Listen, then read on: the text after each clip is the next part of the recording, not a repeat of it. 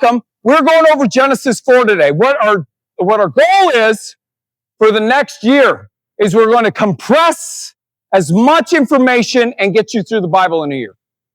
Okay? That's only 52 weeks. That's a real tall order. We're going to skip a lot of things, but we're going to get to the good bones of the Bible. Okay? We're not going to go over genealogies very much. We're not going to go over the 613 laws in Leviticus. We're not doing any of that. We're just going to get to the crucial stories of the Bible that lead us to Jesus. And then from Jesus on to where we are right now, 2,000 years later. Okay? So last week, actually, we did Genesis 1 to 4. This week, we are starting with Genesis, or 1 to 3. This week, we're doing 4, just chapter 4. Has anybody had a chance to read it so far? Do we have lots that have read yeah, good.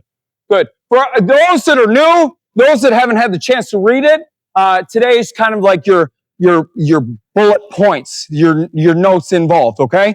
The creation story starts in number 1. He creates everything. On day 6, he creates man.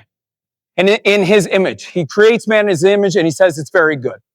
Out of all the waters, the seas, the birds, the animals, the creepy crawly things, everything that was created by God in his infinite design. And with that said, ours is very good. Our image, because we're made in the image of God. So we went over the fact that obedience last week, and that's going to carry through to our story today. We went over Adam and Eve and the serpent. What happened is that they did not obey God. God gave them a command. It wasn't a rule to keep them from out of trouble or out of having fun. He tried to protect them. They decided to do their own thing. Disobedience. Now we have sin. Okay, so now we're in this, number 4, where Adam and Eve have 2 children. One is named Cain. The other one is Abel. Cain is the oldest. Abel is the second born. It's always good to remember this stuff because you're going to see patterns along the Bible that we'll get into later on down the line. Okay, there's a pattern to this. Okay, so the title of today is "Wholehearted Before God, Guarded in Thoughts." Is the idea today. Okay.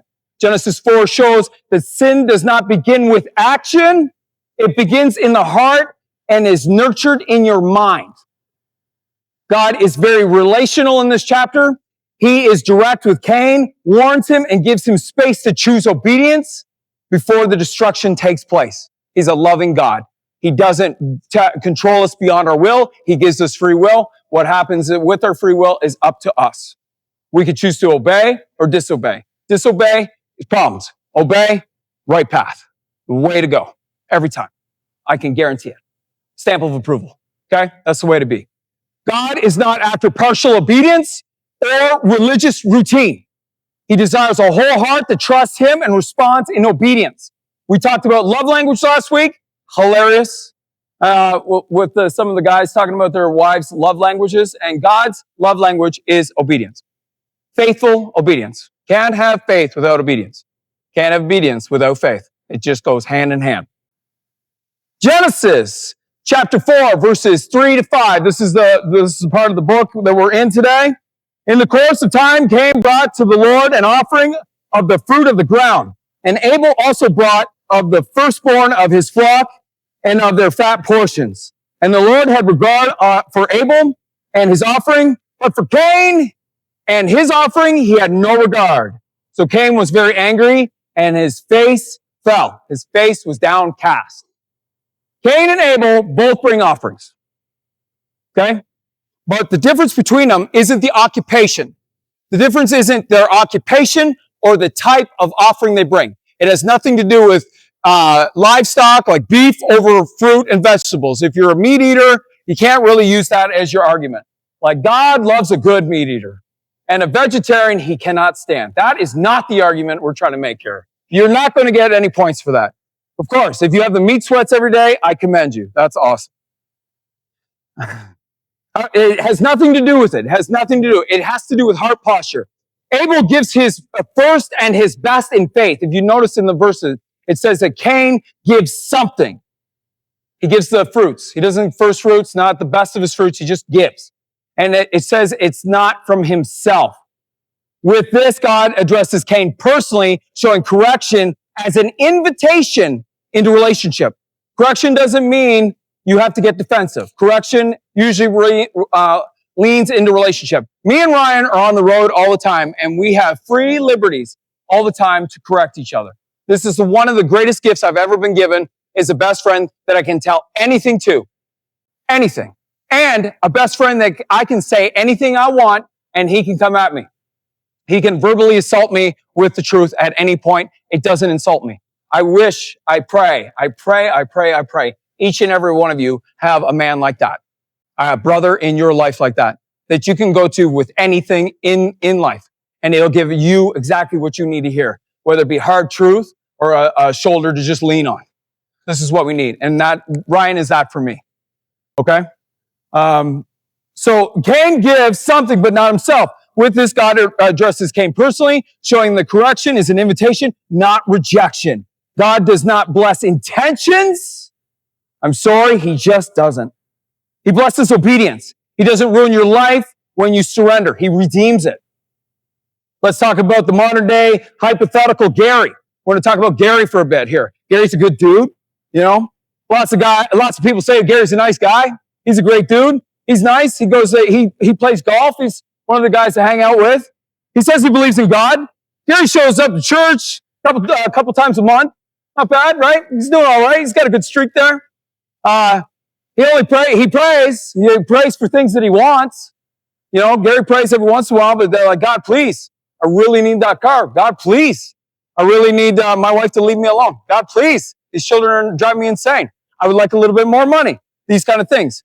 Gary also has a little bit of a habit of cutting corners at work, but that's to just make sure the job gets done. He has to make sure that everything gets done on time, and also he leaves a little bit early. He says it because it's the moral high ground of like, I got to go. My kids have practice today. I got to move. I got to get out of work a little bit early. He doesn't clock out. He just leaves and just expects it to be done. Gary also made sure to mention that Dave isn't doing the best right now. It might have something to do with his divorce, so he might not be such a great fit for that promotion, right? He's not wrong, and it's not like he's killed anybody. You know, work and the kids can be stressful, so a few drinks will help numb a little of the pressure, just a little bit. Hypothetical Gary is no alcoholic or an addict, though. He's morally better than that. His wife has been on him about doing the dishes and spending time at home with them and giving the kids some attention. Chores, kids, all these things. Hypothetical Gary is a little crazy with all the nagging going on in his life, right? They don't fight, but, you know, from time to time, well, on his phone when he's in the bathroom for a little bit longer than he should be, he's looking at websites that he shouldn't be. But that's all right. It's just to blow off some steam. Nothing is blowing up. Nothing is working either. The marriage is tense. The kids don't listen. Work is stalled. He's tired, frustrated, and quietly angry. Gary is living in the gray zone between manageable and unbearable. Hypothetical Gary is each and every one of us in one way, shape, or form.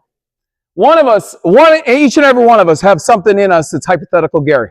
We're like, it's all right. It's okay. You know, it's just one website. It's just one drink. It's just that dude is so annoying. I just want to punch him in the face. It's not like I hurt him.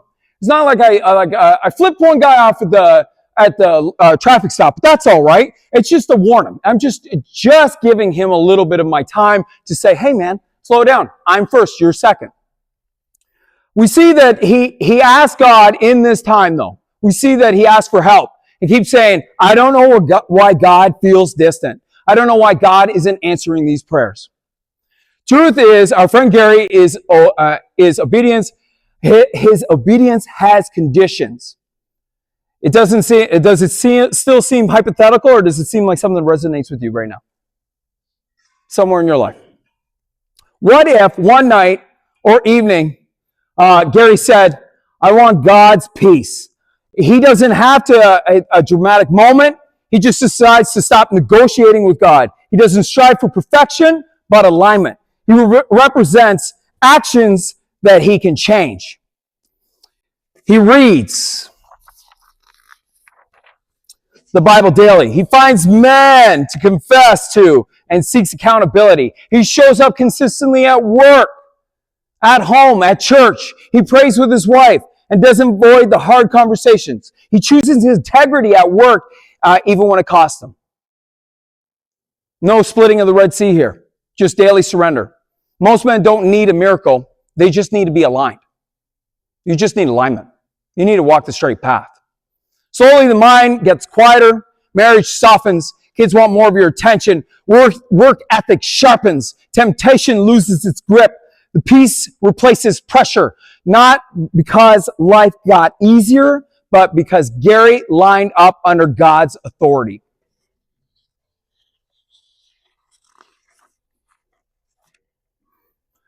The Lord said to Cain, "Why are you so angry? And why has your face fallen? If you do well, will you not be accepted? And if you do not do well, sin is crouching at your door. Its desire is contrary to you, but you must rule over it. Unchecked thoughts lead to destructive actions. What begins in the mind will eventually show up in behavior. God warns Cain. Cain, however, ignores warnings and allows jealousy, envy, and anger to take root. The eternal battle becomes external violence. What a horrible situation this story is. Abel is the younger brother of Cain. When his face is downcast, he says, "Abel, let's go to the field. Let's go out. We'll just go together like old times." And in that time, he strikes his brother down. He kills his little brother. I don't know. We only have, in the Bible right now, we only have 4 people that we know of. Adam, Eve, Cain, and Abel. That's it. That's all we know of. Those are the only names mentioned. And already we have murder. We can't even get through 4 books, and we have murder. We don't have any type of murder, not like some kind of war situation or some kind of domestic thing or some kind of bank robbery heist that went south. We don't have any of this stuff. We have a younger brother being killed by his older brother out of envy and bitterness and jealousy. And you think to yourself, that's not me. I would never do that. I could never be that guy. I could never kill my little brother. I could never do this thing. We do it every day. We do it in the way we think and the actions we think about and the words we say. You can be just as murderous in your heart as you can be in actions. Now, I know there's different consequences for both those situations. One is very, very extreme and the consequences are very real, but they're very real on the other side of things as well. Keeping your thoughts captive is very, very important in this. Unchecked thoughts lead to destructive actions. I'll tell you that right now. What begins in the mind will eventually show up in behavior. God warns Cain. Cain, however, ignores the warning and allows jealousy, envy, and anger to take root. Eternal battle becomes external violence. Violence again is against his own brother. Sin always promises relief, but delivers destruction. Left unchecked, thoughts such as jealousy, envy, lust, bitterness, comparison will grow into actions that destroy relationships, character, and purpose. My mom, I'll give you a quick story here before we close. We're going to close here soon. My mom, I love my mom. Don't get me wrong. I loved my mom very much. She was a wonderful woman. She grew up in church. She is the daughter of, I mentioned him a lot of times in here, is Percy. My grandfather's name is Percy, who was a righteous man. A very righteous man. Irv reminds me a lot of Percy. And I got a real heart. Me and Irv have a thing. I love him. I love him to pieces. He reminds me a lot of my grandfather.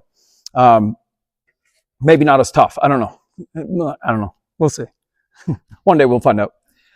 So my mom, though, my mom was a good woman. She was a good mom. She was a great mom. But as we grew up, my mom had some issues. My mom wanted to make sure that at the facade, the cup looked clean on the outside. I'm not saying that everybody's cup is clean on the inside, but my mom really made a point of having the moral high ground on things. She wanted to look perfect, religiously perfect. She wanted her Christianity to shine brighter than anybody. And it wasn't through acts of service. It wasn't through acts of being humble. My mom just made sure she was very, very, very soft-spoken and very, very propped and stuff like that. And so near the end of my mom's life, she died of cancer when I was 40 years old. And so in that time, my mom, I wasn't a Christian man. I wasn't saved. I was following my own dreams of nonsense. And my mom, one time, like near the end of her life, I wanted to have a conversation where I can connect with her on a different level, a different kind of feel, right? And in that time, my mom didn't give it to me because my mom wanted to go out the way she was through life. She wanted to stay on the moral high ground. I wanted a moment of truth. I wanted a moment of real connection with her. And she couldn't give it to me. Like a little bit of that pride stopped her from giving me a part of her that I would love to have. And so selfish, that was me though. That's me being selfish. I'll rightly admit it. It has nothing to do with my mother. It has everything to do with me and my situations, being unsaved. But in that time, bitterness grew inside my heart. And it welled up in my heart. And it came out in drastic and not very kind ways to a lot of people. And like I said before, I fractured a lot of relationships in that time because of my mom, that whole situation with my mother, because I had unresolved issues, which turned into bitterness, which like twisted my stomach and just made me not the person that I am today. But I can tell you, my mom prayed for me, and I know that she loved me, and I know that she's in heaven now, and if she could see me now, which I think they can, in Hebrews it talks about the saints watching over us in the clouds, I know that she'd be watching, and she'd be ecstatic to see where I'm at. And I just, you have to let go of it. And it took me years. It took me years into my Christian walk to give that up. And sometimes I have to battle it. Me and Ryan talk about it sometimes, and I have to let go all the time. But it's one of these situations in my life that I have to let go of, because that kind of bitterness will take root and something will happen to you. You don't start treating, like if your mom's giving you issues in your life, you're not going to treat the women in your life, your daughters, your wife, your friends. You're not going to treat them correctly. And so this would be my story. This is why I hang out with a whole bunch of dudes. I don't have any chicks around here. That's why. You know what I mean? That's not the reason, but like that's the reason I'm here, is to arm you guys up so you don't end up in these same kind of patterns of thought processes. Okay? But God bless her. God bless you, Don Moody. I love you. Men must win the battle in the mind before the battle reaches their hands. Identify one pattern, one thought pattern that needs to be confronted and brought into the light this week. I would suggest you to do it. Okay? In closing, Cain's descendants become more violent and more self-seeking. However, God does not end the story with Cain's lineage. Even after judgment, he shows mercy. Later, God raises up Seth. Though through Seth's line, people turn back to God. It says in Genesis 4:26, to Seth also a son was born, and he called his name Enosh. At that time, people began to call upon the name of the Lord. Thank God for Seth and his lineage, because through Seth we have Jesus. And through Seth we have people turning back to God. God is a God of mercy who gives chances to get back on track. No matter where you failed, you are not finished. I'll tell you that right now. Call on his name, guard your heart, take all thoughts captive, live with a generational view, choose legacy of light marked by obedience, humility, and a deep relationship with the Father. That is my call for you today.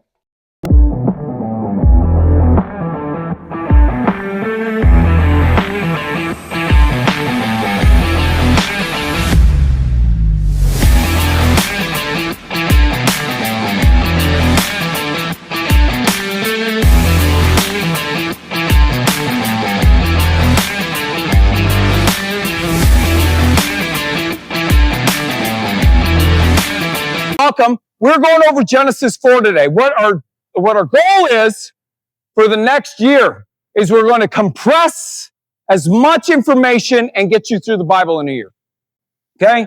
That's only 52 weeks. That's a real tall order. We're going to skip a lot of things, but we're going to get to the good bones of the Bible. Okay? We're not going to go over genealogies very much. We're not going to go over the 613 laws in Leviticus. We're not doing any of that. We're just going to get to the crucial stories of the Bible that lead us to Jesus. And then from Jesus on to where we are right now, 2,000 years later.